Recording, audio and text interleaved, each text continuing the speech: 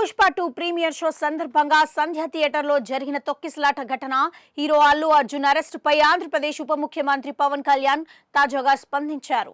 అల్లు అర్జున్ విషయంలో ముందు వెనక ఏం జరిగిందో నాకు పూర్తిగా తెలియదు, కానీ చట్టం ముందు అందరూ సమానమే. ఇలాంటి ఘటనలో పోలీసులను తప్పుబట్టను. భద్రత గురించే వాళ్ళు ఆలోచిస్తారు. థియేటర్ యాజమాన్యం కూడా అల్లు అర్జున్ కు ముందు చెప్పి ఉండాల్సింది. సీట్లో కూర్చున్నాక ఆయన చెప్పి బయటకు తీసుకెళ్లాల్సి ఉంది. ఈ ఘటనలో రేవతి అనే మహిళ చనిపోవడం నన్ను కలచివేసింది. అల్లు అర్జున్ కాకపోయినా ఆయన తరపున ఎవరో ఒకరు ముందే బాధిత కుటుంబాన్ని కలుసుంటే బాగుండేది. గోటితో పోయేదాన్ని గొడ్డలి వరకు తెచ్చారు. సారీ చెప్పడానికి పలు విధానాలు ఉంటాయి. బాధిత కుటుంబానికి అండగా ఉన్నామని ముందే చెప్పి ఉండాల్సింది. తమ ప్రమేయం లేకుండా తప్పు జరిగిపోయిందని విచారం వ్యక్తం చేయాల్సింది. ఈ విషయంలో ఎక్కడో మానవతా దృక్పథం లోపించింది. అందరూ రేవతి ఇంటికి వెళ్లి భరోసా ఇచ్చి ఉండాల్సింది. పరామర్శించకపోవడం వల్లే ప్రజల్లో ఆగ్రహం వచ్చింది.